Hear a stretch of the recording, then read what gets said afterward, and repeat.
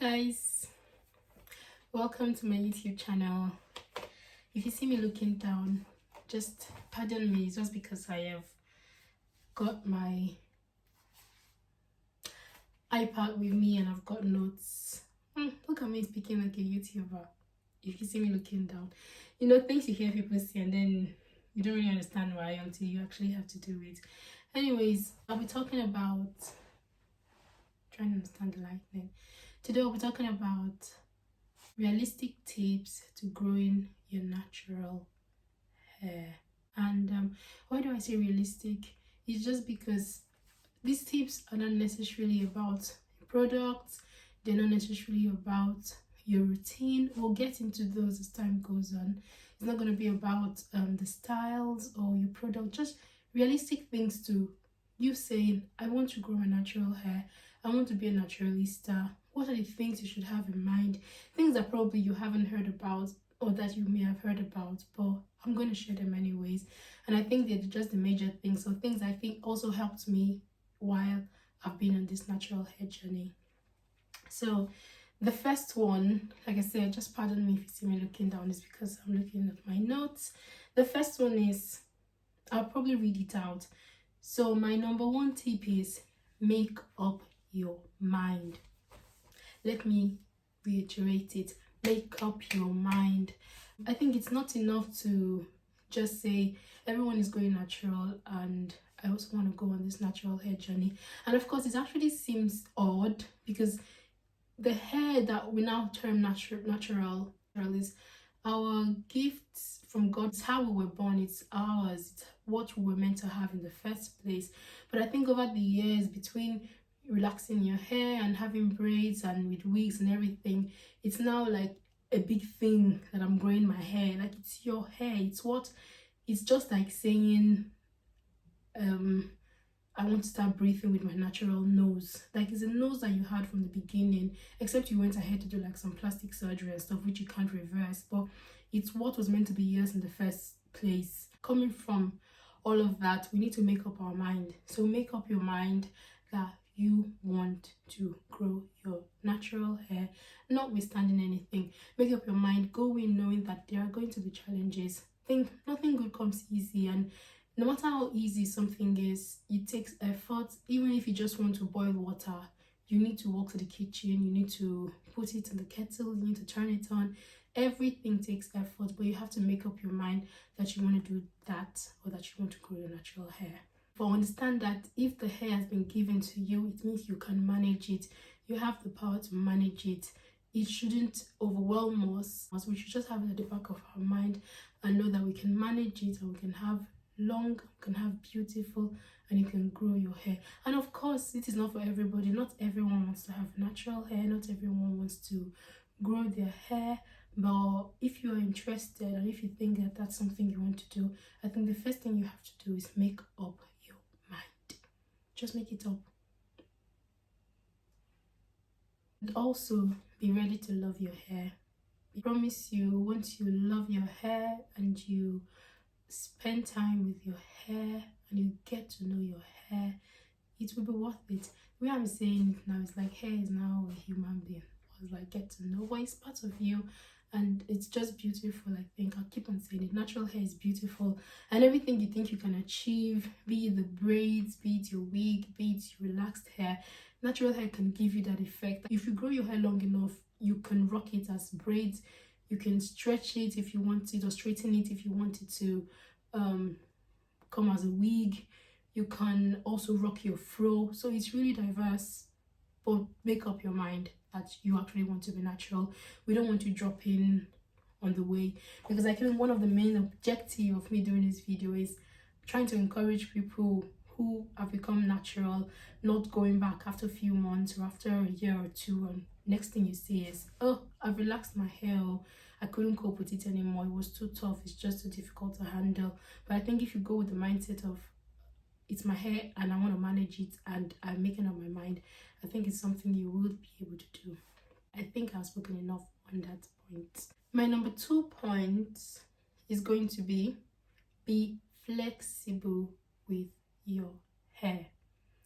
Be flexible with your hair. you guys are going to see my eyes going like this and like this. That's because I'm trying to figure out where I should actually be looking at. So bear with me. With time, we'll get better. So when I talk about being flexible with your hair, it's like you're starting off something new, something that you've never done before.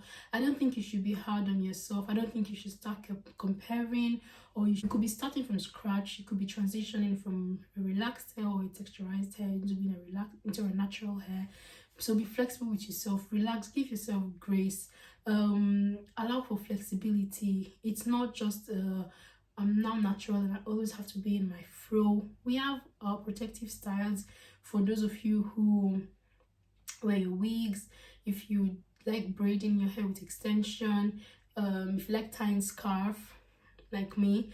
If you see me tying scarf, most of the time I do. It's not because it's just, please, I can't right now, so let's just tie it up and go. You can tie it up and you can still look nice with it. It doesn't change anything. But what I'm trying to say is be flexible. And I think another challenge people have with going natural is the fact that they feel like they are unkept. They feel like natural hair is, what's the word you use for it, nappy. It's unkept. It doesn't make you look elegant, it doesn't make you look beautiful, it doesn't make you look it. But I believe that's changing now with time. I'll give myself an example. I started the journey in 2014, maybe the beginning of 2014, and I was transitioning, so I couldn't do the big chop. I couldn't just take the scissors and just chop off my hair. I transitioned. So while I was transitioning, it's not always easy managing your hair when you're transitioning. So what I did was I wore loads of braids. I'm a braid girl, I'm a braid gang. But then you won't believe it's been like almost 6 years now since anyone touched my hair or made my hair, or since I braided my hair. We'll get to why that happened over the years. Not particularly in this video. And yes, so I transitioned, and after about a year and 5 months, so my hair had grown out long enough, and I probably dropped some pictures on here to show you how it was when I did my big chop. I felt comfortable. I had a good hair. I could pack up, I could do a puff with it. I had my natural hair, and how would I manage it? So what I would do is I would mainly wear braids. I would just wash my hair, I braid it up, and carry it for a number of weeks, just until, and in between, whenever I had to manage my hair, I started learning about my hair and how to manage it properly, building it up until I got comfortable with just wearing my hair. Like I said, I've been wearing it now for 6 years and I haven't done anything with it. I've just been managing it. So I was building it to the point where I got comfortable, to the point where I could manage it and do things with it by myself. So like I said, be flexible with yourself, be flexible with your hair. Do not feel like you must know everything from the beginning. You can rock your wigs, just cornroll your hair beneath it. You can do your braids, and when you take it off, just try to manage your hair and learn about it.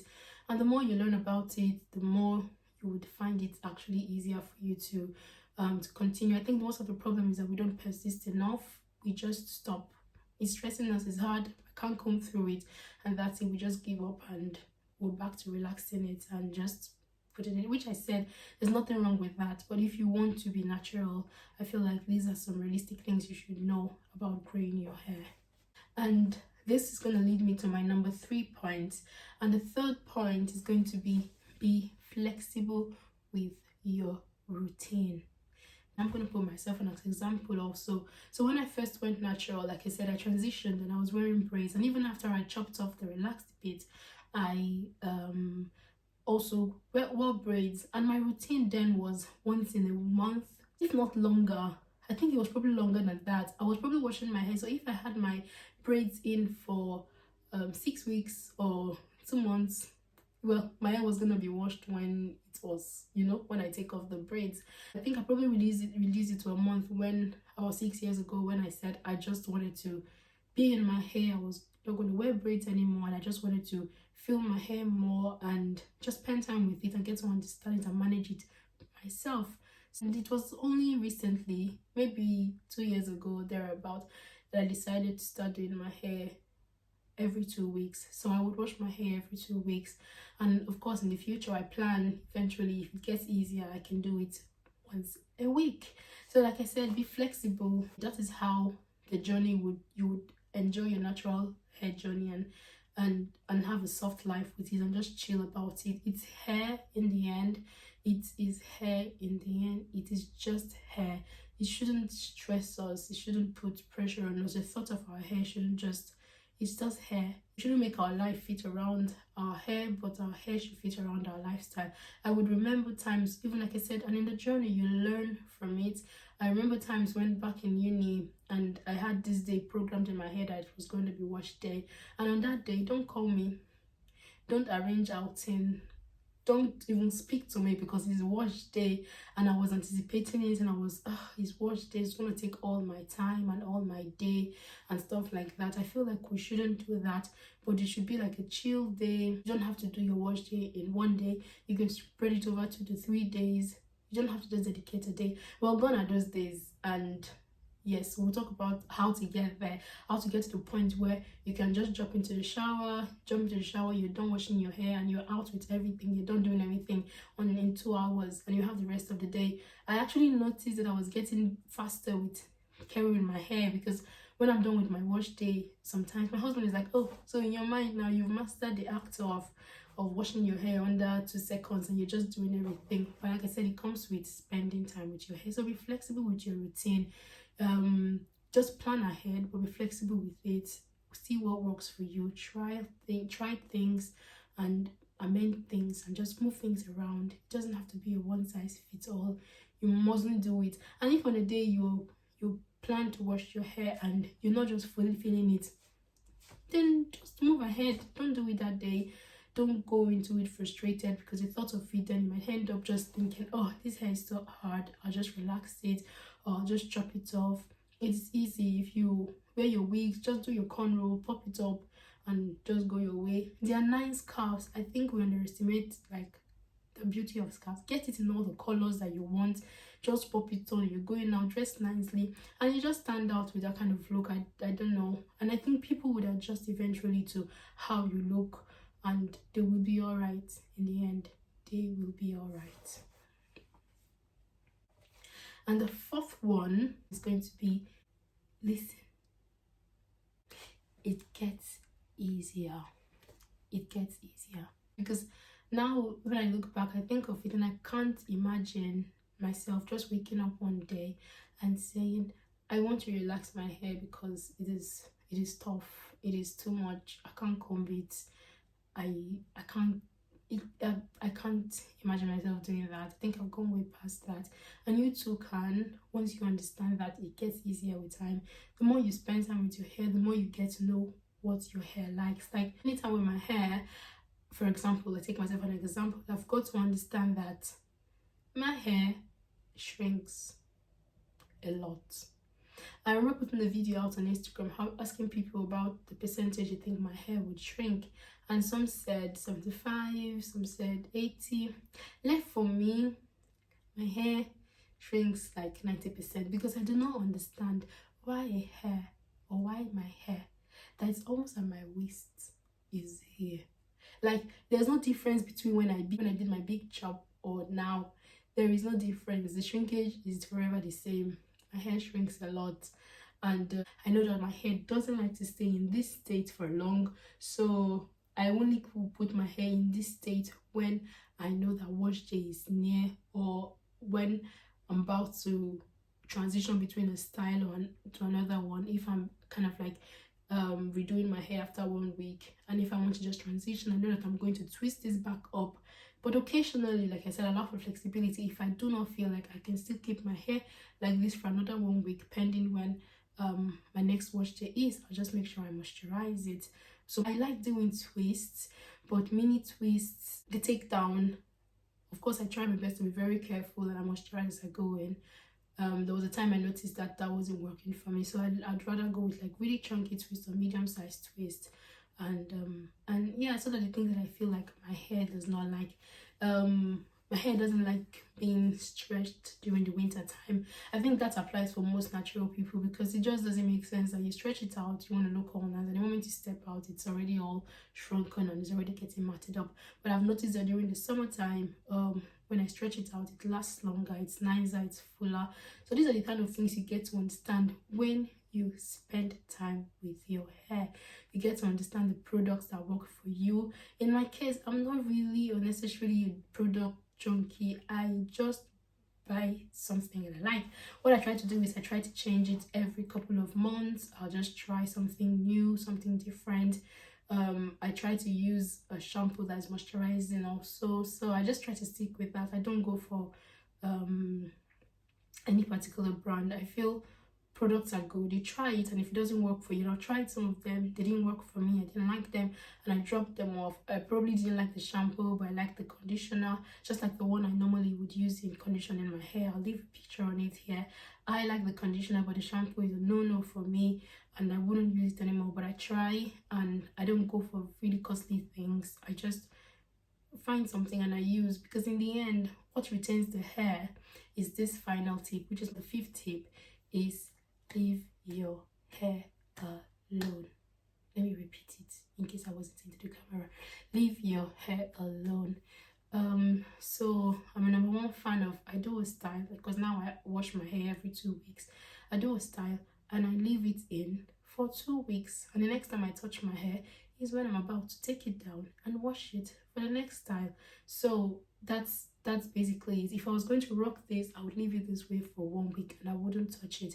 If I had a 2 flat twist, I'll put it in for 2 weeks. If it gets old between, I can take it off and redo it again and put it back there, and up onto the next one. I'm not always consistently combing my hair because we don't do that here. We don't just comb hair. And I'll show you the 2 combs, the only 2 combs I use on my hair. I've got them right here and I'll show them to you. So the combs I would normally use on my hair is this one. So it's a picking comb. I would normally use it to just pick. So if I am doing a style and I want it to be very full, so I could just go in and just, you know, just pick. It's not really combing anything, I'm just picking it, just separating the curls and making it look fuller. You can see what happened now between me picking it and the way it was. So I just pick it.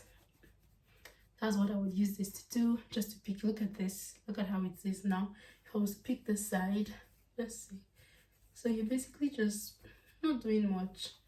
You're stretching your hair with your hand and then you just go in, and then that's it. Simple. That's what I would normally use this for. And then I've got my other comb, which is my white tooth comb, which I would normally use on my wash day, just to detangle my hair after I've saturated it with enough water and conditioner. So yeah, that's pretty much it. This wouldn't go in my hair now. I wouldn't try to do that now, except I soak my hair in conditioner and I try to go through it. But normally I just use my fingers and I just, like, you know, do that, if you know what I mean. Yeah, so those are the tips. I believe these tips are realistic because they apply to me, and they're just things we need to know, because I think most of the time we just go out there with, is this product, do this DIY, put your hair in that protective style and leave it for months. I've heard those sorts, but I believe lay a foundation, understand what you're getting into, understand what is your goal, what you want to achieve. Like I said, my purpose here is to help you grow your hair, but grow it also in a chill way, without any stress and without any pressure from anywhere, just to enjoy your hair growth. And that comes by you taking charge into your hands. So let you be the one in charge of controlling your hair, and let your hair not control you. So again, the 5 points. So number 1 is make up your mind. Number 2, be flexible with yourself and with your hair. Be flexible with your routine. The 4th one is it gets easier as you spend time with your hair. And the 5th one is just leave your hair alone. Thank you. I hope this video helps. Let me know in the comment section what you think. Have you got any more realistic tips that has helped you in growing your hair? Just engage me in the comment section.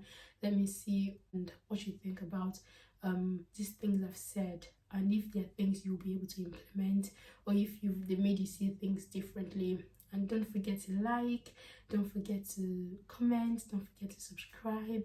And until I see you in my next video, my name is Roki. Thanks for watching. Bye.